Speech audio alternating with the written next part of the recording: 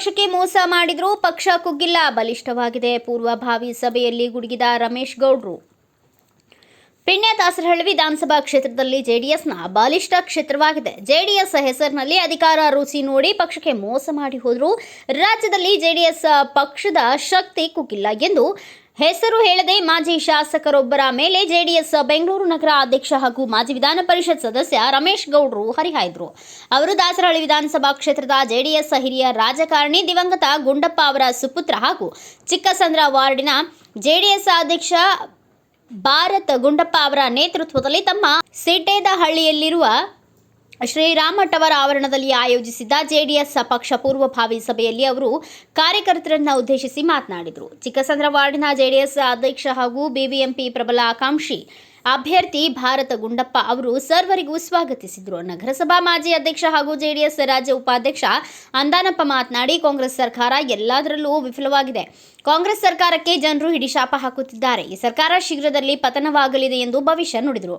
ಮಾಜಿ ನಗರಸಭಾ ಸದಸ್ಯ ಹಿರಿಯ ನಾಯಕ ಶಿವಣ್ಣ, ಜೆಡಿಎಸ್ ಯುವ ಘಟಕದ ರಾಜ್ಯಾಧ್ಯಕ್ಷ ನಿಖಿಲ್ ಕುಮಾರಸ್ವಾಮಿ ಅವರು ಚಿಕ್ಕ ವಯಸ್ಸಿನಲ್ಲಿಯೇ ಪಕ್ಷ ಸಂಘಟನೆ ಸದಸ್ಯತ್ವ ಅಭಿಯಾನ ಕೈಗೊಂಡು ರಾಜ್ಯ ಪ್ರವಾಸ ಮಾಡುತ್ತಿದ್ದಾರೆ. ಜನರೊಂದಿಗೆ ಜನತಾದಳ ಎಂಬ ವಿಚಾರಧಾರೆ ಇಟ್ಟುಕೊಂಡು ಸದಸ್ಯತ್ವ ಅಭಿಯಾನಕ್ಕೆ ಚಾಲನೆ ನೀಡಿದ್ದಾರೆ.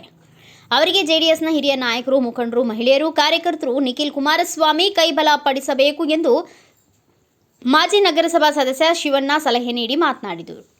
ಜೆಡಿಎಸ್ ಪಕ್ಷದ ಯುವ ನಾಯಕ ಹಾಗೂ ಯಲಹಂಕ ವಿಧಾನಸಭಾ ಕ್ಷೇತ್ರದ ಪರಾಜಿತ ಅಭ್ಯರ್ಥಿ ಮುನೇಗೌಡರು ದಾಸರಹಳ್ಳಿ ಕ್ಷೇತ್ರದಲ್ಲಿ ಜೆಡಿಎಸ್ ಪ್ರಬಲವಾಗಿ ಬೆಳೆದಿದೆ ಎಂದು ಮಾತನಾಡಿದರು.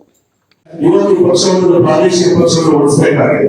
ನೋಡಿ, ಎರಡು ರಾಷ್ಟ್ರೀಯ ಪಕ್ಷಗಳ ಏನು ಶಕ್ತಿಯನ್ನು ನೋಡಿದ್ವಿ, ಯೋಗ್ಯತೆಗಳನ್ನ ನೋಡಿದ್ವಿ.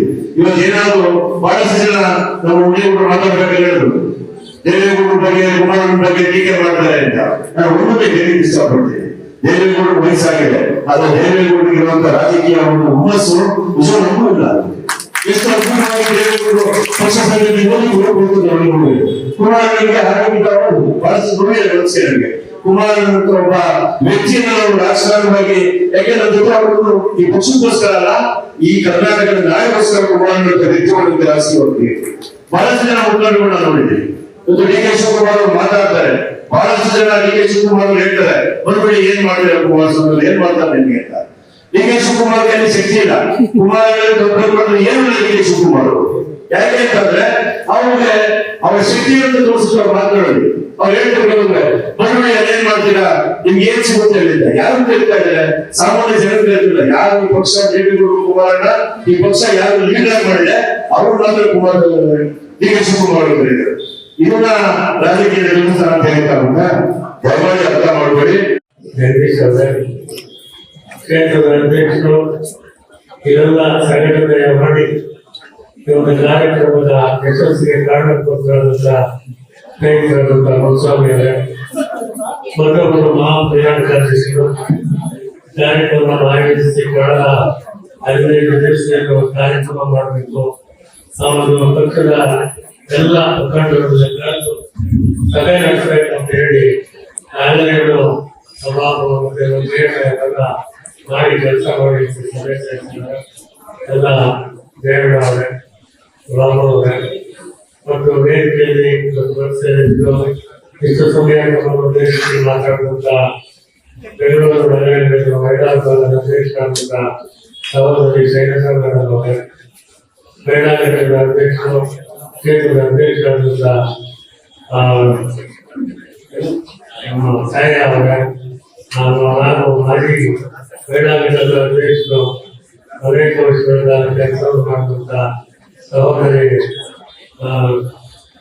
ರಾಣಿ ಪ್ರತಾಪ್ ಅವರೇ, ವೇದಿಕೆಯಲ್ಲಿ ಉತ್ತರಿಸಿದ ಹಿರಿಯ ಮುಖಂಡರು, ಮಾಜಿ ನಗರಸಭಾ ಸದಸ್ಯರಾದಂತಹ ಶಿವಣ್ಣ ಅವರೇ ಮತ್ತು ನರಸಿಂಹಮೂರ್ತಿ ಅವರೇ, ಗೋಪಾಲಕೃಷ್ಣ ಅವರೇ,